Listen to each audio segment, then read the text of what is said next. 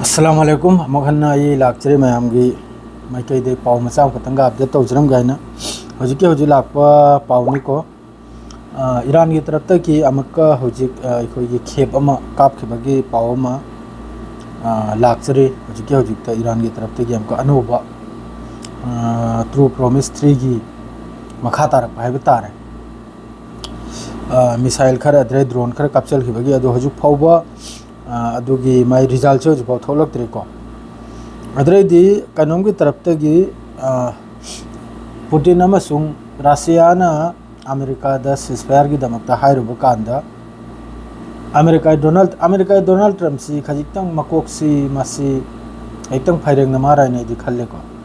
Ceasefire Iran अमसुंग Israel सी लान लेपै मरम दा हाइरुब कांदा मान हाइर इसनबो अहान बदा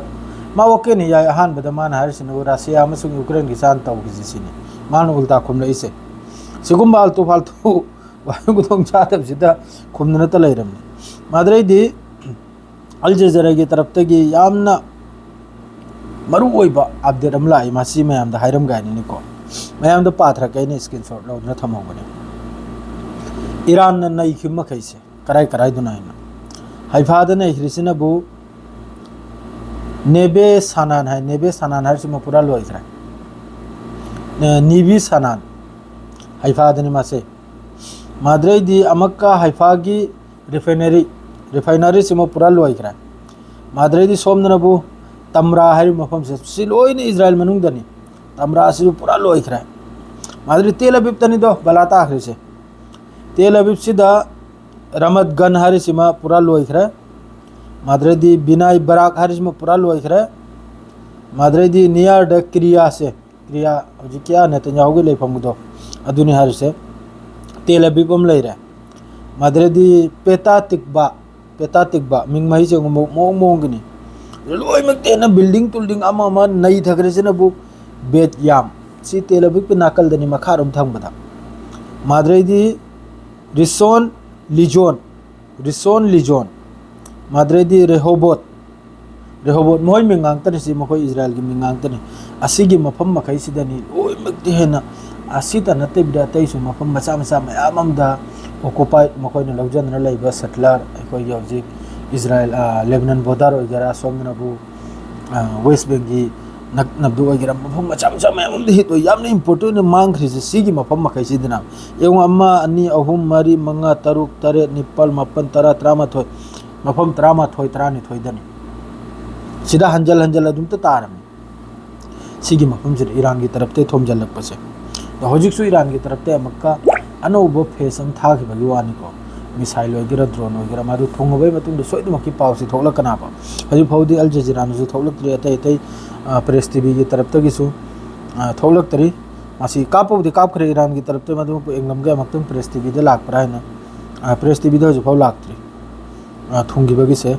बस असिदा थाखिबगी वा यावरे तेल अबीब अमसुंग हाइफादा ट्रू प्रॉमिस की मतुंग इन मखा ताबा थारिमने से अदो थोंगब्रा थोंद्रिब्रा दुदी नारक की मतुंग सोइनम की थोगलानी मादर बु हयंग युकी ओहलगे अपडेट से अदो हजि आइना नोनिंग ग्रिमना बु रशिया ना सिजफायर की वा हाइरुब डोनाल्ड ट्रम्प ना फरे अदोडी नहा के दोहान तौसे हाइरे दो अदो उल्टा वा नाबा अद्रेदी लोइमक्तनी इंपोर्टेंट है बुबु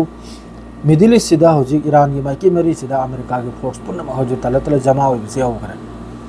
जेट फाइटर दे होना खोंग लामी दे होना माद्रिद अमा मखुजु बस ऑर्डर खक्त गाइरिमी सिजु व्हाइट हाउस तगी हजि पाव सिदा अल जजीरा दे फोंगलकले अमदसु फोंगलकले लोइमकना अमेरिका की मकोक चिंगनब मखोय की जनरल अदुग मखैसे बस नेतन्याहू नते डोनाल्ड ट्रम्प की इजाजत से गाइरनाब हाइरपसे हाइरपु मतुंग मखोयसु अदुम लान यावरे हजु फावबा हाना सिद लैनरिमनाब कनम सोरलजाम लांगजल खोचल बदी लोइखरे अमेरिका की साफवाने तो अमेरिका यारोपै मतुंग द ईरान ने कम तौरपनो अतै येंग बतारे अतै हजु ईरान की सपोर्ट तौरि मखैसे करी मोंगदना हजु के मुस्लिम कंट्री 21 अमसे सपोर्ट तौरिदना मोय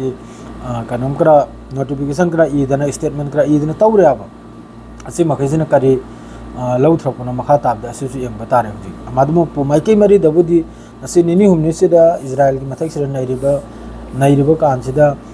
नहलसु G7 की मीटिंग फंबल चखरीदो व्हाइट हाउस मखोई ऑफिस अमखक्ता सिगुम्ब लान लांगी मरमद वा हाइनबो ऑफिस अमदे चंगलेगा सिगी डिसीजन मखै से लौरिमनाबो अदु हौजिक करिनो मखा ताबसे एम बताय न हे यंग सोयदमक्की नहीगी स्ट्राइक सिदा सोयदमक्की हयंग योबदा पावमदे सोयदमक्की थोलानि अमेरिका के हयंग फावदा अमेरिका सी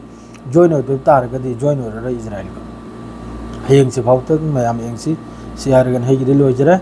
good night मयाम नुंगाइन तुमजरो हयंग अयुकिदु करिंगुंबा breaking Lakpa तारगदि अदुमैना takes थांगचरमगे अदुनि मयाम दे सियारग लोइजरे अस्सलाम वालेकुम।